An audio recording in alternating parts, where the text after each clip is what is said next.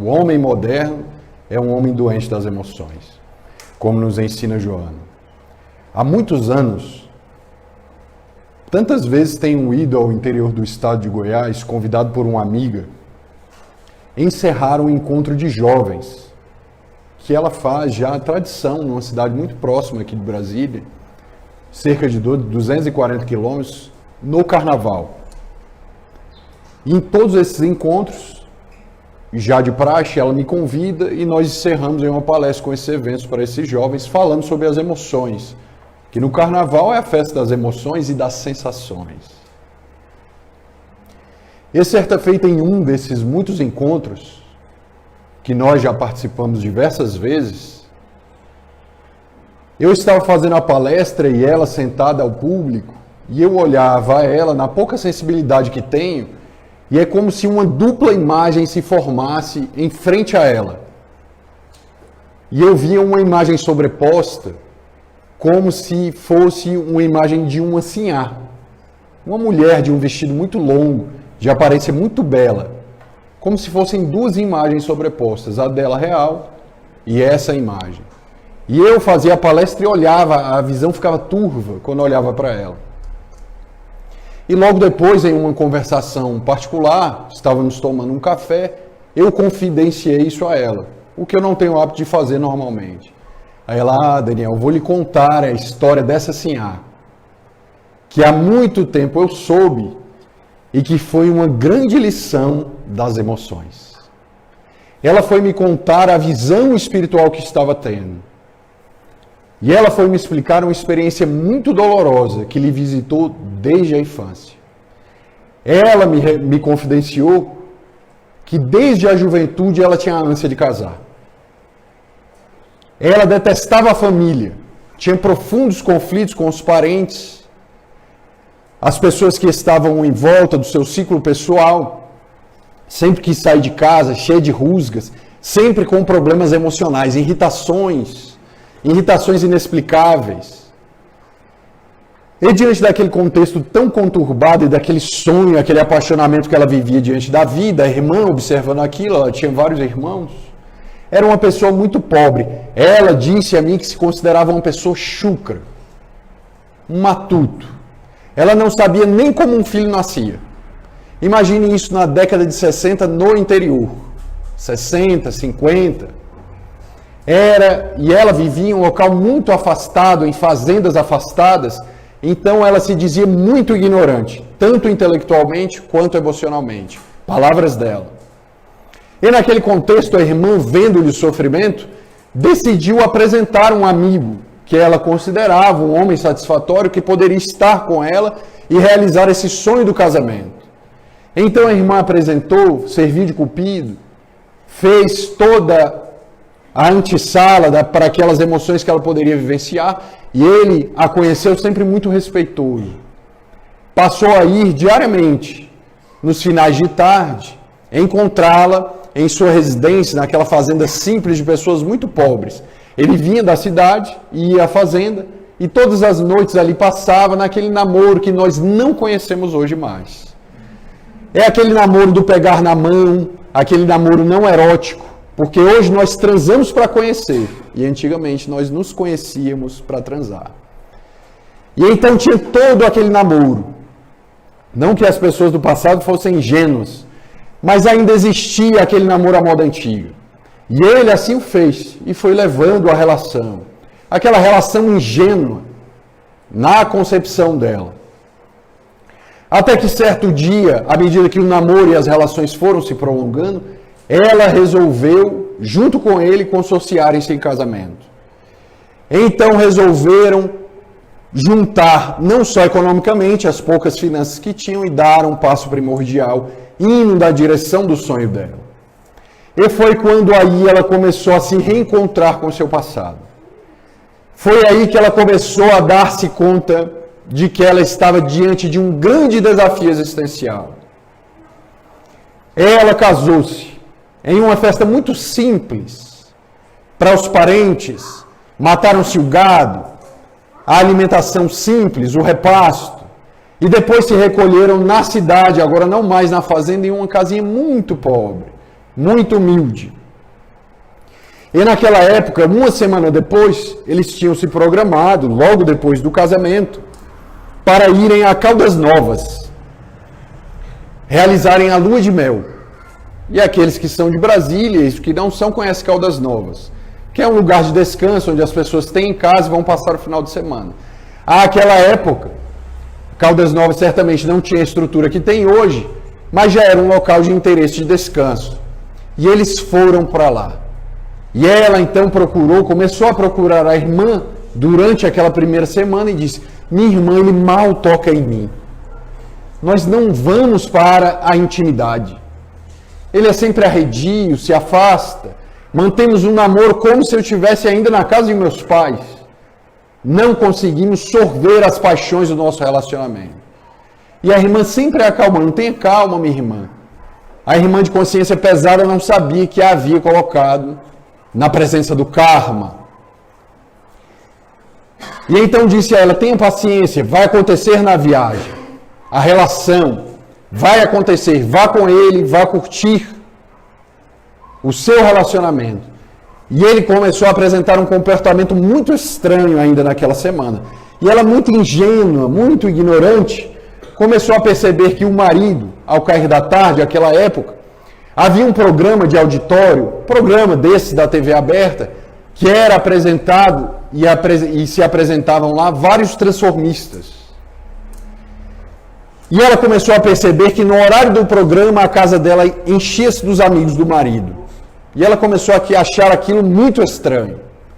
A casa estava abarrotada de homens para assistir aquele programa de TV. Ela decidiu seguir em frente e foi para a lua de mel. E chegando lá foi quando a ficha começou a cair. Como diz a linguagem popular, o marido, logo chegando, deixaram as malas, foram ao hotel e disse: hoje você vai sair. Eu não gosto muito de festas, de noite, e alguns amigos nossos estão na cidade. Eu vou arrumar os seus cabelos, vou preparar a sua roupa, e você pode ir às festas. E eu vou ficar aqui te esperando. E ela foi curtir a lua de mel sem ele. E ela ia às festas, às boates, junto com outros amigos que na cidade ali se encontravam. E quando retornava, parecia que havia tido uma grande festa no quarto do hotel. Ela encontrava restos de cigarro, taças de vinho, toalhas usadas, o banheiro que havia sido utilizado, e ela o questionava e ele: não, fui eu, e desconversava. E a cada saída o seu coração ficava cada vez mais túmido de angústia. Algo lhe dizia que algo estava errado. Era óbvio. E então ela passou aquela semana terrível, passeando sozinha, enquanto o marido ficava a casa em um claustro que ela mal sabia o que ali acontecia. Saindo de lá, vieram a Brasília. E ele apresentou a ela mais de 50 homens, amigos dele. Em todas as festas eram festas com presença de homens. E ela começou finalmente a enxergar o marido. Voltou à cidade do interior do Goiás e então disse à irmã: minha irmã, eu vou me separar. O meu marido mal me toca e só apresenta homens, algo está errado. Agora imagine só aquela época. Se hoje nós temos preconceito, imagina como era numa cidade do interior. Em uma mulher que havia acabado de se casar e desconfiava que o marido era homoafetivo. E a irmã, que era espírita, disse: não se separe. Eu vou lhe levar em um centro espírita, onde um grande amigo meu faz um atendimento espiritual às pessoas carentes, e lá nós vamos pedir uma orientação. E ela estava revoltada, angustiada. A casa era um trânsito incessante de homens. Ele recebia presentes, perfumes, roupas caras. Apesar da vida humilde, ele tinha uma vida totalmente incompatível com a vida financeira. E ela então foi ao centro. E é nesse ponto que a nossa vida se cruza, porque o médium que atendeu era também um médium amigo meu. E se pudéssemos fazer uma comparação da mediunidade desse homem, na razão da ostensividade e da dedicação moral e social, seria algo comparável a Divaldo, a Chico Xavier, com a diferença que era um homem anônimo. Como Divaldo mesmo narra tantas vezes, quantos missionários desconhecidos nós temos? Pessoas que estão servindo a Jesus e que jamais se apresentaram em redes sociais, porque não são as suas missões. E não que se apresentarem na TV, nas redes sociais, seja errado, mas que não faz parte do cronograma individual da criatura. E então aquele indivíduo, sem dúvida alguma, era um missionário. Clarividente, clareaudiente, médium de efeitos físicos, personalidade sonambúlica. E ali receitava para as pessoas que jamais haviam visto médico algum e que estavam abandonadas pela sociedade. Ele psicografava sonambulicamente os remédios e passava as orientações de pessoas que nem sabiam como um filho era feito. Lá nas fazendas no interior, cuidava de indivíduos que padeciam da malária. Era um médium Salvino Mariano, que, tomado da mediunidade pelo espírito Antônio Batista Gordô, acolheu tantos indivíduos que padeciam todos os sofrimentos da vida, obsidiados, internados psiquiátricos, e que ele curou tantas vezes, padecendo as dores psiquiátricas e das doenças físicas. Então ela ali foi buscar um aconselhamento. Ela entrou e disse: Senhor, Senhor, o meu drama não é físico, não tenho problema físico, eu não preciso de um remédio. Eu venho lhe pedir uma orientação. Entrou junto da irmã em uma mesa como essa. Ele atendia desse lado e aqueles que iam se consultar ficavam do outro lado. Ele tinha a semelhança, se pudéssemos fazer uma comparação, é como se ficasse ali um tablet, uma tela que só ele via. E quando nós dizíamos o problema físico ou emocional, a equipe espiritual que estava no salão já havia mandado para aquela base de imagem todo o receituário e toda a problemática das pessoas que estavam passando. Ele olhava e apenas receitava o remédio pela psicografia e dizia o problema existencial da pessoa. Ele era capaz de dizer, através do cronograma espiritual, a primeira medicação que o indivíduo tomou na vida estava lá, no cronograma. Ele tantas vezes relatava: você, quando tinha 6 anos, teve a doença tal, problema tal, e hoje você tem a sequela. Quando você tinha 2 anos, aconteceu isso. Antes de você nascer, no ventre da tua mãe, ele dizia. Porque tinha acesso. E então essa criatura foi até ele e disse: eu vou me separar. Eu detesto meu marido. Meu coração está tomado de ira, de cólera. Eu não quero mais ter com ele, ele mal me toca, não me trata como sua mulher. E então ele olhou nessa tela e disse: não, minha filha. Volte à sua casa e ame seu marido. Da mesma forma como Jesus falou a Joana. Volte à sua casa e ame seu marido. Eu não conheço seu marido. Não sei quem ele é. Mas a equipe espiritual vai fazer uma pesquisa na vida dele. E enquanto isso, você vai voltar à sua casa e amar o seu marido. Que nós vamos buscar uma orientação. Ou seja, não é mágica. Muitas vezes nós vamos ao centro e queremos uma orientação rápida. Deixe-me falar com fulano de tal, com cicrano, com beltrano, achando que é um passe de mágica, e não é. Porque ele realmente não conhecia. E era necessário saber a trajetória espiritual do indivíduo. E ela então voltou. E a irmã teve a ideia: minha irmã, vai ter uma festa na cidade, essas festas de pecuária, e nós podemos fazer uma armação. Eu vou contigo. Você fica na mesa, que toda hora, quando ele sair, eu vou atrás dele escondido. Ele não vai saber que eu estou na festa. E nessa noite nós vamos comprovar se ele está com um relacionamento duplo. E elas saíram do centro, ela continuou em casa, calada, mas ocultando as emoções. E então foram à festa. E quando chegaram naquela festa, todas as vezes que ele saía da mesa, a irmã acompanhava às escondidas. E em um dos momentos, até então, nada de namoro. Ele disse que ia ao banheiro. E seguindo ele pegou uma via alternativa e a irmã se deparou com ele aos beijos, com outro homem em um lugar escondido. Ela voltou com o coração em pedaços. Estava destruída emocionalmente. Ela mal conseguia dar aquela notícia à irmã. E então retornou à casa e disse a ela: minha irmã, ele é homoafetivo. Ele está contigo com algum conflito existencial profundo que não sei te dizer. Não sei por que casou, mas naquela época, imagine só. E ela então chegou à casa. Foi uma discussão tremenda. Ela bateu nele, deu-lhe na face tantas vezes, chorou e gritou: você não vale nada. Palavras dela: como fizeste isso comigo? Pegou o meu maior sonho de vida e jogou na fogueira das tuas paixões e das tuas vaidades. Como pudeste fazer isso comigo? Ela: eu casei contigo porque eu queria ter a prova se eu gostava de mulher ou gostava de homens. E eu tinha a ânsia de não sentir o que eu sinto.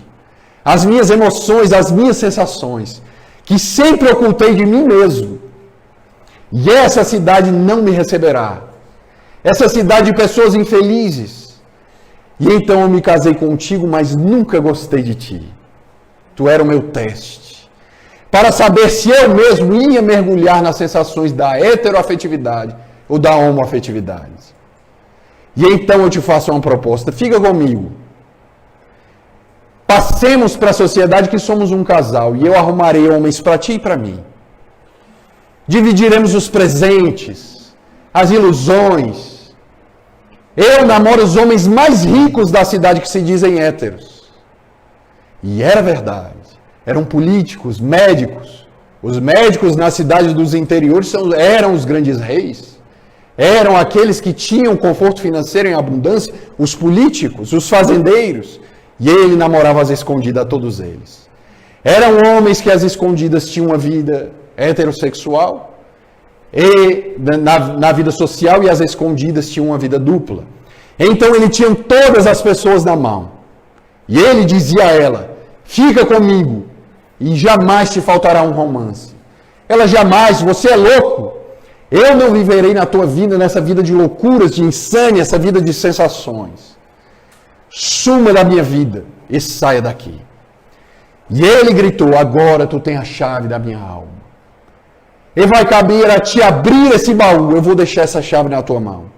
Diz a todo mundo quem eu sou e me liberta. E ele foi embora, viver a sua vida de sensações. Ela caiu em depressão. Ficou em depressão profunda. Passou a detestar a todos que lhe circundavam, se sentiu enganada, armada, achava que era vítima das circunstâncias. Os anos se passaram, ela havia saído de casa, não conseguia passar as festas de final do ano com seus parentes. Lhe restou alguns poucos amigos. Ela emagreceu pela depressão e as pessoas diziam que ela havia se separado porque era uma meretriz. E havia contraído o HIV, enquanto o marido às escondidas continuava na vida de ilusões. E ela suportou o escárnio. Até que certa noite, em uma noite de Natal, como ela não gostava da família e tantas vezes passava as noites de festa sozinha, uma amiga lhe convidou para que ela fosse a uma festa, passar em uma festa de jovens, aquela virada da noite em uma bebedeira. Ela, muito ingênua, não tinha o hábito de sair, mal bebia, não sabia de nada, era uma matuta. E então foi à festa. E chegando lá, à festa, estava tendo aquelas brincadeiras de vira-vira. Estavam em uma roda. E a amiga disse a ela: hoje você vai beber. Eu vou lhe preparar um drink especial. E você vai participar da brincadeira. Ela: não, eu não quero. Sentindo uma sensação emocional, uma intuição emocional, uma sensação estranha.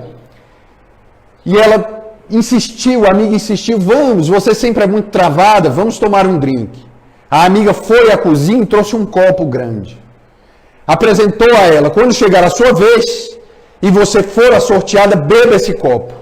Ela trouxe o copo perto ao nariz, sentiu: nossa, que cheiro desagradável. Ela disse: não, a bebida é assim mesmo, beba, você vai gostar, a sensação é boa. E em meio àquela brincadeira, roda, e o copo cai.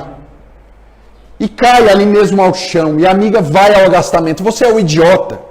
Como que você não cuidou da bebida que lhe fiz? Agora venha cá, vamos à cozinha, eu e você vamos beber. E fez um copo menor, um copo bem menor, um para ela e um para a amiga. Agora beba tudo que eu lhe estou oferecendo. Ela: não quero beber, você está me tratando mal. E ela foi e tomou mesmo assim. Tome, diante da insistência da amiga. Minutos depois, ela começou a passar mal. Ela começou a sentir uma queimação que vinha de dentro do estômago para a região da pele. E começou a ficar tonta. E então chamou o outro melhor amigo, porque aquela melhor amiga, na grosseria, não soube lhe dar atenção e disse: fulano, me leve ao centro da cidade, pois eu vou morrer. De hoje eu não passo. E eu quero ver pela última vez as luzes de Natal. Ele colocou ela no carro e ela foi passando e a vista dela apagando. Ela foi turvando a vista. A boca dela pendeu e ela não conseguia mais fechar a boca. Minava um fluido negro escuro que foi necessário colocar um recipiente para suportar o fluido obscuro que caía da boca. A pele começou a desprender. Ela começou a virar um monstro. Os cabelos começaram a soltar, as unhas caíram. A família desesperou e correu com ela para Goiânia. Ela chegou diante do hospital geral, a médica olhou: pode levar que ela não tem salvação. Ela vai morrer. Ela tentou suicídio, de meretriz, do HIV, suicida. E agora o que fazemos? A irmã lembrou. Levemos ela a Salvino Mariano. Salvino vai dar uma solução ou então vai garantir-lhe uma passagem que não seja tão dorida para o plano espiritual. Naquela época ele tinha um hospital espiritual na terra, onde ele atendia os infelizes, onde havia leitos, em um bairro muito pobre do interior. Então levaram-na para lá. Ela chegou, já parecia um monstro. Já não tinha cabelos, as unhas, a pele em carne viva. As moscas que lhe repousavam sobre o corpo, causando um extremo perigo de infecção. Ela foi colocada em um colchão d'água porque ela minava sangue. E o calor, um mosquiteiro, para que não ocorresse a infecção. Então ele perguntou a Antônio, pela clarividência, a clareaudiência: irmão Antônio, médico espiritual, o que ela tem? Eu não sei o que fazer. E ele disse: vamos lhes aplicar passes, dia e noite, porque nós não sabemos o que aconteceu com ela. Nós vamos fazer os exames espirituais para ver o que foi que aconteceu. No primeiro dia, o espírito tentou uma medicação, mas não sabia o que era. E passes dia e noite. Segundo dia, ele ainda não havia descoberto o que era. Passes, água fluidificada. O segundo remédio e sem resultado. Até que no terceiro dia, ele disse: nós descobrimos o que foi. Ela ingeriu uma substância terrível, que era uma combinação de vários remédios. E ele psicografou todas as substâncias que ela havia ingerido, e fez um laudo. Porque se ela morresse, ele tinha a garantia de que não havia sido descuido médico. E eles poderiam levar ao hospital. E ele falou: nós vamos tentar a última medicação. O espírito Antônio disse: e que se ela não reagir, pode preparar que ela não passa de hoje. Então a família já começou a preparar o velório. Foi quando ela caiu na inconsciência pela medicação e teve um sonho. E então viu a alma desdobrando do corpo e pairar em um colchão de nuvens. E ela então viu a vozinha que velava por ela: minha filha, ainda não chegou o teu momento. É necessário que tu voltes. E tu terás muitos filhos, mas não os filhos como em Magdala que saem das carnes. São os filhos das mães que não têm, dos filhos que não têm mães. E tu irás cuidar deles e dar a instrução ao evangelho. Volta, porque ainda não é o teu momento. E então ela sai do transe no sonho, e então o irmão Antônio diz à família: acertamos o remédio. Ela voltou, vai sobreviver. E ficou lá na casa de recuperação. E esse é o karma. O karma, que não é uma palavra espírita, porque o espiritismo fala de ação e reação. O karma é uma palavra que vem das religiões orientais. E que nós adotamos pela similaridade de ideias da depuração das emoções através da carne. O karma, a lei de causa e efeito, nada mais é do que o resultado da nossa conduta emocional, que nos encrava na intimidade da alma, no perispírito, como nos ensinou Iraci, e que fica na forma de complexo essas pequenas raivas, ou as raivas enraizadas, que viram complexos espirituais, e que precisam do confronto do ego, e que se esse ego é rico, ele dá vazão, fazendo com que esse karma seja amenizado, e não precise ser o karma terrível de um destino cruel. Mas se não temos um ego que se coloca à disposição para enriquecer-se espiritualmente, fazer um encontro com a vida espiritual, na direção do autoencontro e na direção de Jesus, ele precisa sair em algum lugar. Ele precisa encontrar uma porta, e tantas vezes são as obsessões, que através de um processo alquímico, energético, físico, vai depurar esse núcleo de emoção perturbadora através do castigo das obsessões, das doenças que saem no corpo, através das lesões congênitas, dos cânceres, que saem em forma de perturbação física, coagulando o estado emocional, que não entendemos nessa vida, mas em outra vida.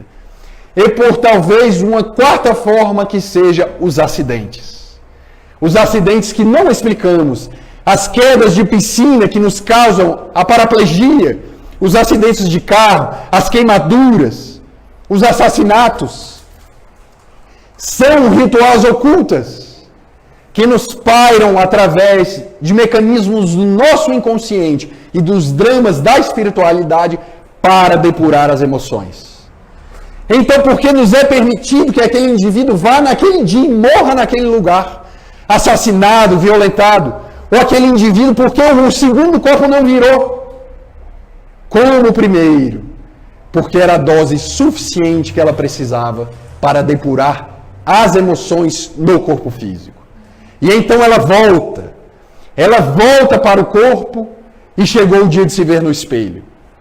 E quando ela se viu, caiu em desespero, porque era um monstro irreconhecível. E então o irmão Antônio disse a ela: tenha paz, minha filha, e calma, porque nesse instante nós vamos fazer de tudo para te devolver a beleza outra vez. Vamos te devolver a saúde. Talvez sobre algumas sequelas, mas tu ainda terás saúde o suficiente para cumprir a tua missão espiritual. De ter os teus filhos, talvez na solidão, mas onde recuperará a tua saúde emocional trabalhando com Jesus. Mas, doutor Antônio, quem fez isso comigo? Eu tenho a ideia de quem foi, disse ela. E eu vou me vingar. Jamais, disse o Espírito. A sua vingança vai ser passar com saúde na frente deles. E você se sentirá mal emocionalmente. Porque quando você passar, eles emanarão petardos mentais no teu coração. E porque ainda não conseguiste perdoar, estará na sintonia. E receberá uma emoção terrível na tua alma. Ora e faz o autoencontro. Trabalha contigo as tuas emoções e o teu aprimoramento, que aos poucos essa será a tua vingança. A vingança da saúde moral. E ela: como? O Senhor é louco, eu sei quem fez isso comigo. Reza e pede. E eu estarei contigo e conquistará e vencerá esse desafio emocional. E ela assim o fez. E ela: Senhor, diga-me por que eu passei por isso. Eu não acreditava em religião nenhuma. Hoje me converti ao Espiritismo em razão da cura, não só do corpo, mas principalmente da alma. Diga-me por que passei por isso. Ele disse a ela: tu ainda não estás preparado. No momento adequado te direi qual foi a tua situação. E ela assim o fez. Ela retornou e os encontrava todas as vezes. E ela tinha a intuição de quem havia feito aquilo com ela. Ela passou a frequentar o centro espírita, o grupo dos humildes. O grupo espírita que reúne aqueles que em outra existência foram responsáveis pela fundação da Federação Espírita no Rio de Janeiro. E que trabalharam com Bezerra de Menezes. E que foi a união do grupo dos humildes e de outros 2 centros que fundaram a Federação. Espíritas dissidentes de outros grupos. E lá reencarnados estavam eu e o irmão Antônio, em um dia de uma reunião especial, depois de anos de trabalho em uma reunião mediúnica, disse a ela: explicando a visão que eu havia tido. Tu foste uma sinhá terrível. E tu malbarataste este homem, levando tantas vezes ele ao sofrimento emocional porque ele era teu escravo. E tantas vezes os escravos que não te obedeciam, tu mandavas derramar óleo quente, levando à morte aqueles que não te renunciavam ao desejo do teu ego perturbador. E tu agora depura na tua dor o teu passado infeliz. Pede perdão e ama os teus algozes, pois tu não és vítima de nada. Cuida das tuas emoções, porque tu foste uma mulher que precisa de compaixão, tanto quanto eles. Foi quando naquele dia fez sentido. E ela então começou a dizer àqueles que a violentaram. Foram 3 pessoas, que foram grandes vítimas dela em outras existências. A mulher que a envenenou fora sua melhor amiga, e que ganhara um cargo no hospital do namorado do ex-marido. O ex-marido era um grande empresário. O namorado do ex-marido era um grande empresário. E combinou com o ex-marido o envenenamento dela para que ele não revelasse a vida dupla que ele tinha. E então, combinando o assassinato, prometeu à melhor amiga que lhe daria a ela um cargo do hospital. E pediu que ela o envenenasse. O amigo que fez o trânsito no carro recebeu uma casa. Ele, então, recebeu o suborno e os dois, em combinado, a envenenaram. E eles depois perderam tudo. O ex-marido morreu de HIV em razão da perturbação espiritual. Contraiu a doença e teve a vida revelada pela pior forma quando a sombra lhe tomou. E aqueles que a destruíram, os sonhos, que eram seus algozes do passado, ela passou a sustentar com cestas básicas, porque viviam na miséria. E ela os amou para salvar-se a si mesma das próprias ilusões. E então ela passou a fazer um encontro anual dos jovens, a qual tem a honra humilde de fazer parte.